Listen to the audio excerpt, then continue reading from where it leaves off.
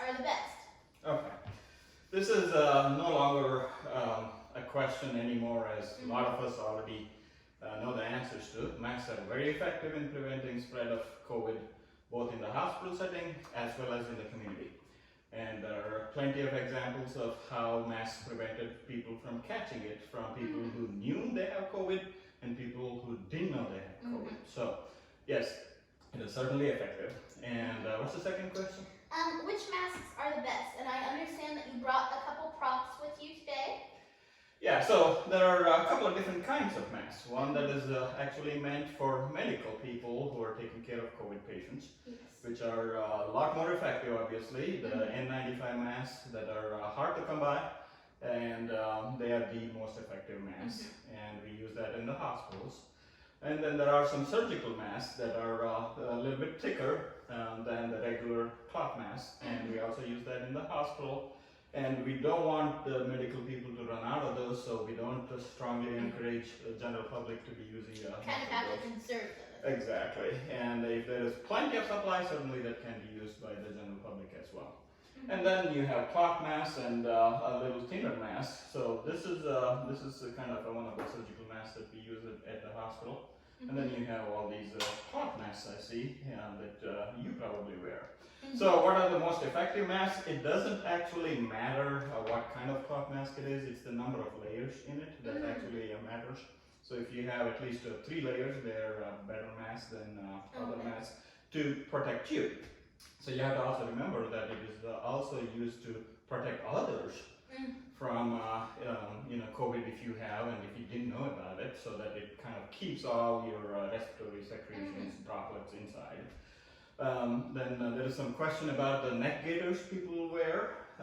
So neck gaiters, it's been shown that they are not as effective as the regular mask because most of those are single layer. It's very difficult to have 3 layers, and people tend to pull them down all the time, the neck gaiters. So that it's easier too than it's with the easier mask. not to and have your nose hang out and all that. So that's not a good idea for the mask. And one last thing I want to mention, because you see a lot of people wearing just the shields, face shields, and not wearing a mask. They're not very effective. As you can see, it's all open below here, so your droplets continue to fall. So it doesn't really protect others a whole lot. And maybe it may protect others from you spitting on them or others spitting on you. So you almost look like Andy Reid. So that's not a great protection, but it's better than nothing. Yes. So with cloth masks, so the idea is, or really with any mask, for most of the time, in the hospital it might be a little different, but the idea is if everyone wears them to protect others, then they're protecting you and you're protecting them. Exactly. It's not as much wearing it to protect yourself, it's just to protect others. You see that commercial from Uber? Like that. So each person protects the next one. So that's the whole idea. Okay, next question. Buffy asked, what are the best precautions we can take to avoid COVID? Yeah, so this is rather simple at this time because we don't have specific protection, which is actually the vaccine. We don't have that yet, so until we have the vaccine, we got to do everything that we've been doing to protect yourself from any infection, any respiratory infection. And we've known that for centuries, how to do that.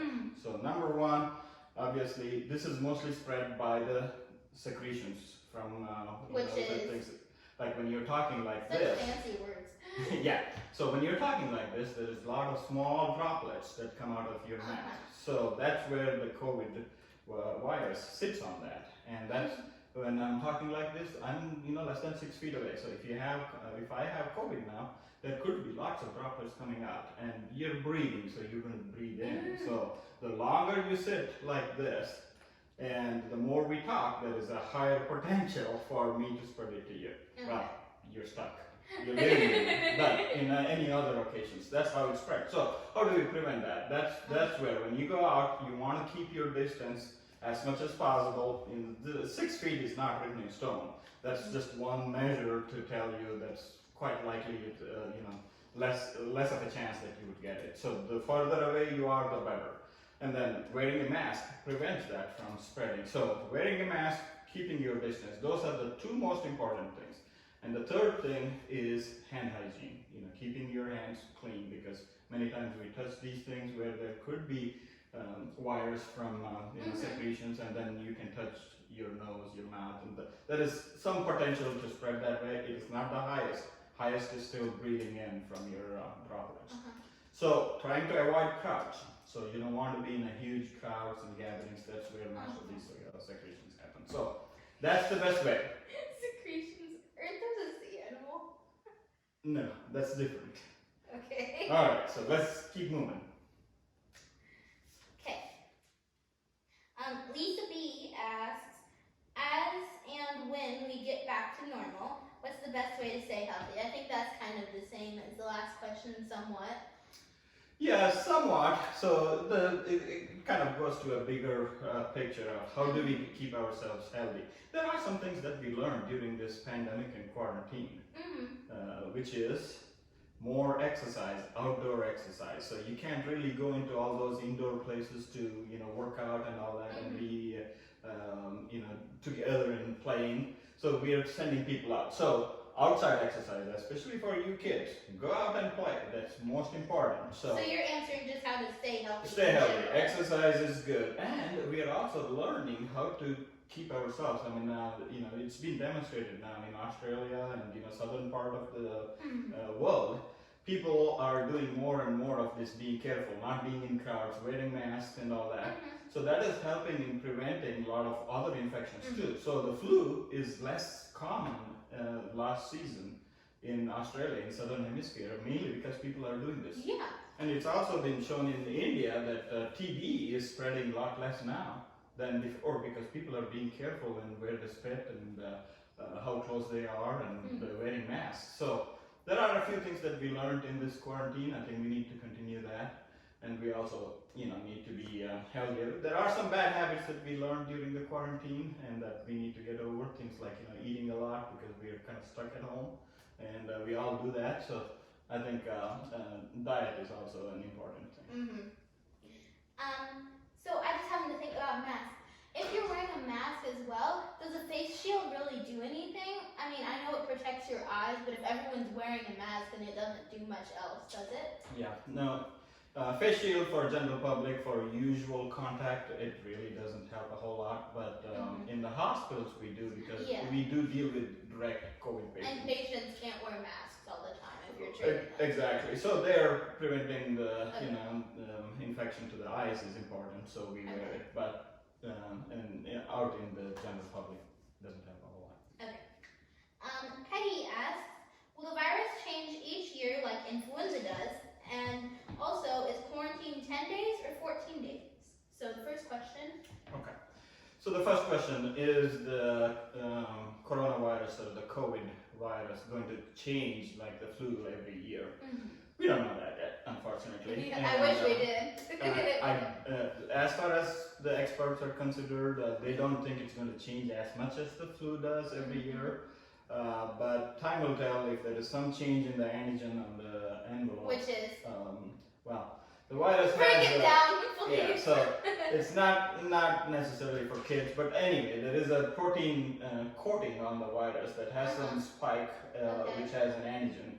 So that's what kind of triggers our body's immune response, our antibody production. So that can change. If it changes, then our body won't have immunity from before, then we're going to be in trouble. So we may need new vaccines every year. We don't know that yet. Okay. And then our second question is quarantine 10 days or 14 days? Okay. Yeah, I want to go to the basics of what's quarantine and what's isolation. So that's very important to know. Quarantine is for people who don't have the infection. Okay? To prevent the infection. Isolation is for people who have infection. And need to protect others. Correct. So the quarantine is essentially to prevent you from catching something. So the quarantine is pretty much always 14 days. Yes. Okay. So people who don't have COVID just do this if they're exposed or something, or I mean, if they're just trying to protect themselves from others, they don't just do that in 14 days first, do they? Like technically everyone's quarantining for like 6 months. So quarantining can be for somebody who may have infection, but you don't know that. And so, for example, you travel to some place where there is a lot of infection, or you were exposed to someone who has infection, and you may turn out to have it, and then you're going to spread it. So that's the reason for quarantine, and that's always 14 days. So the isolation is after we've diagnosed you with having COVID, whether you have symptoms or not. Then we want you to be not spreading it around. That's the reason for isolation. So isolation is for 10 days from the time we figured out you have COVID from a test, or from the onset of your symptoms. It's 10 days. So you can think about the differences this way. Quarantine is for 14 days. You take 4 days out of that because it's going to take that much time for us to diagnose you, whether you have it or not, because of infection or by the test.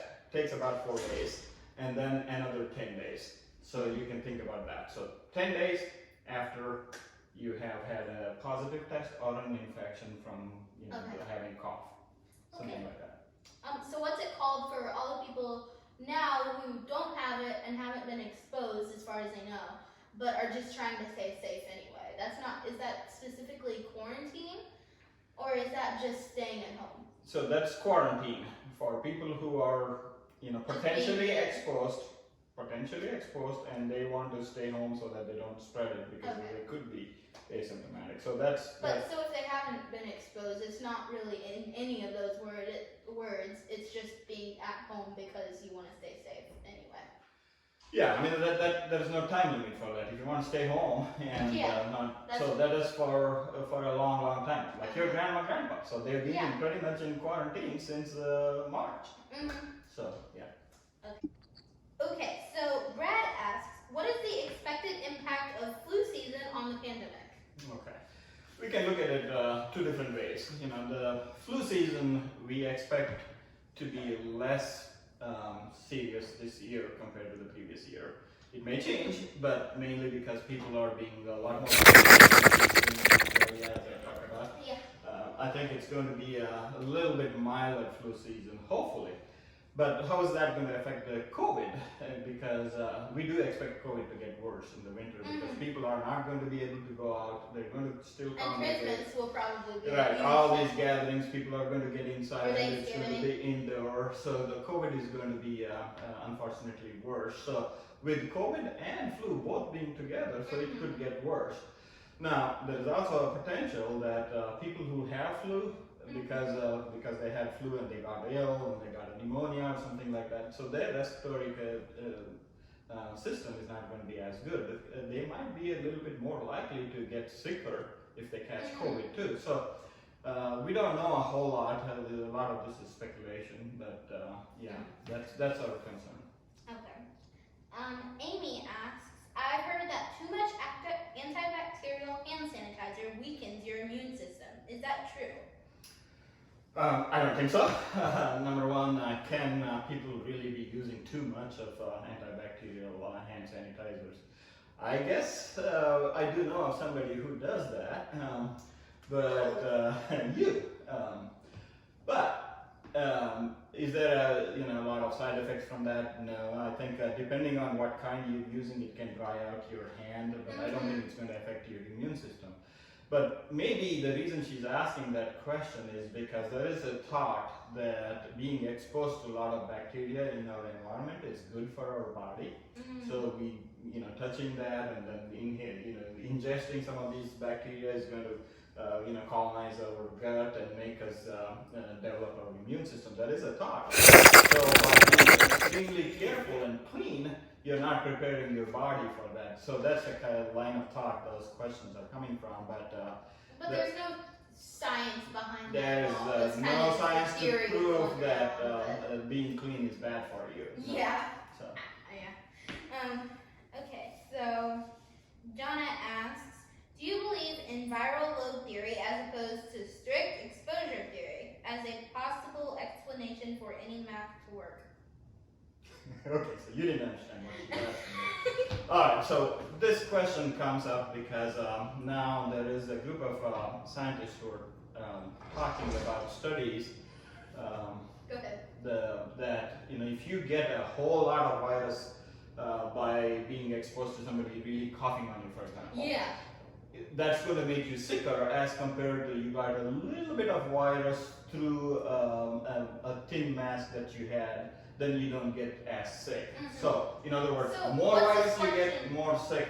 So that's the viral load theory. More virus you get in, more sick you get is the theory. It's not entirely true. We haven't really gotten a lot more information on that. So why some people get more sick, why some people don't get so sick? It depends on a lot of different factors. One, the host themselves, the patient themselves.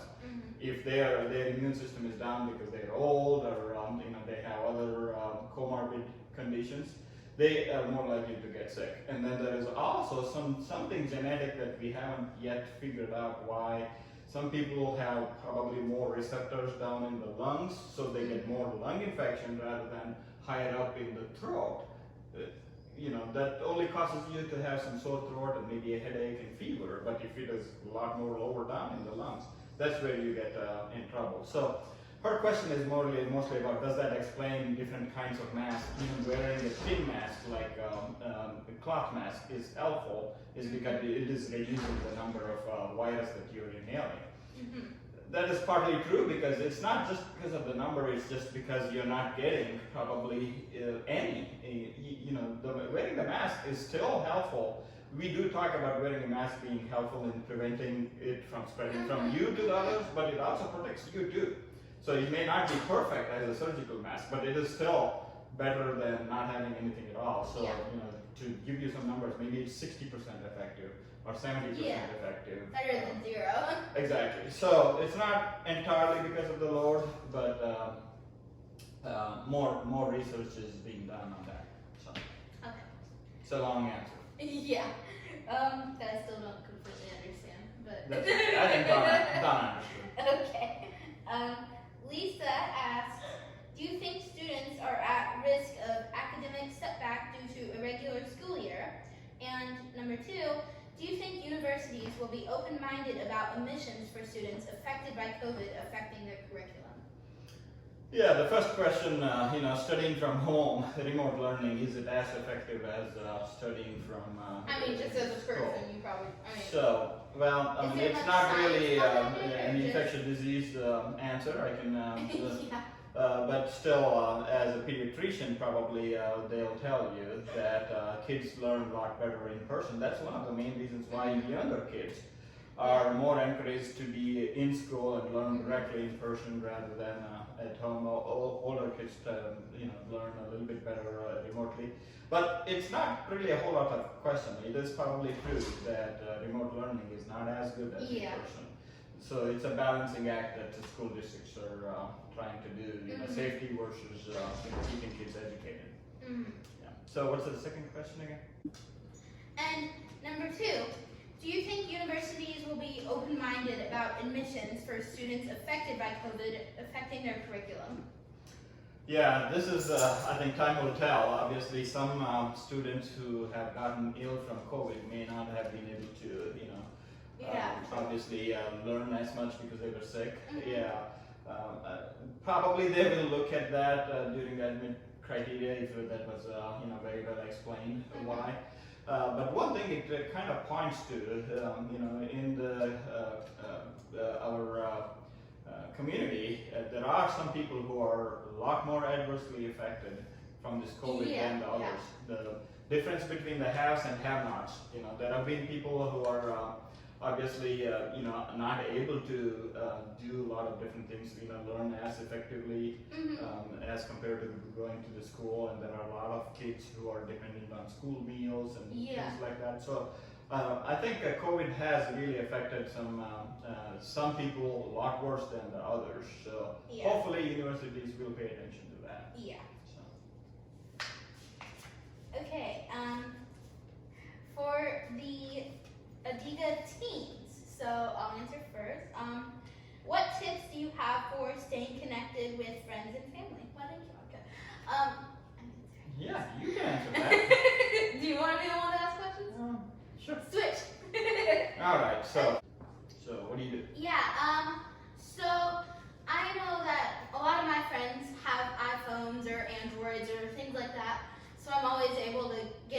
with them through, you know, FaceTime, Google Duo, things like that, or obviously text. And I know that also, especially at school, a lot of schools are having Zoom discussions and things like that with our classmates.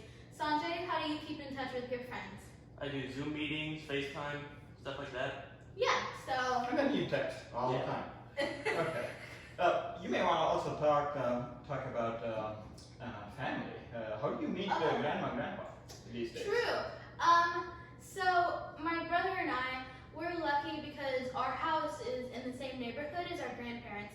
So a lot of days when we finish our online schooling, we're able to walk over with our masks and sanitizer and visit, and so we'll be able to walk in, and then we obviously have our masks on, and we disinfect everything we've touched before we left and use hand sanitizer, and obviously don't touch them, and eat outside. But And mostly recently, meet outdoors.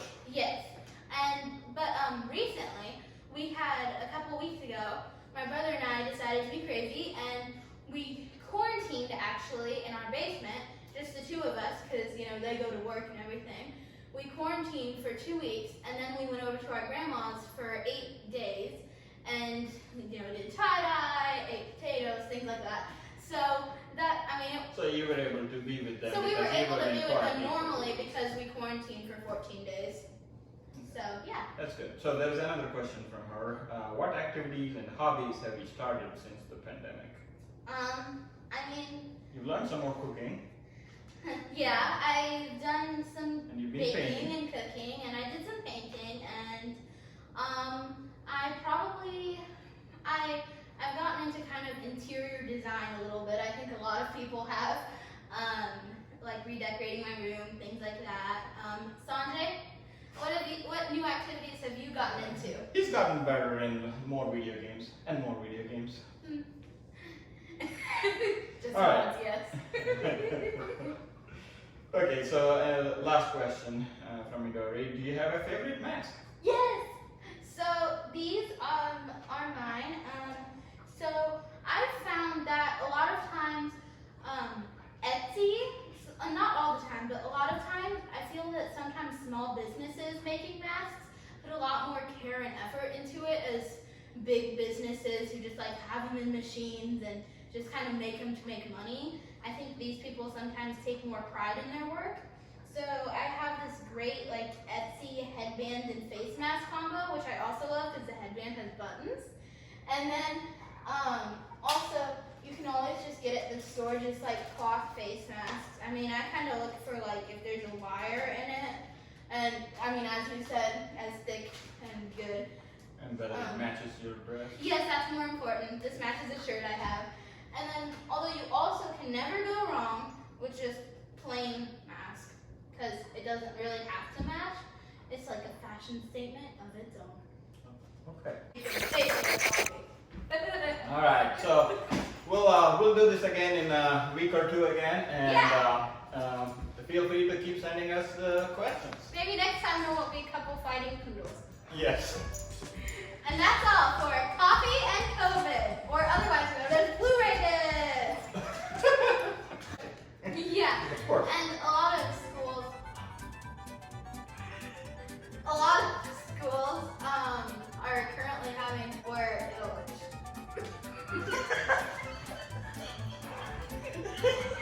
Guys, you're not helping me. You're in the shot. Yeah, we're done. Okay, anyway. Next question. Get that box out. Okay, here is a question actually. This was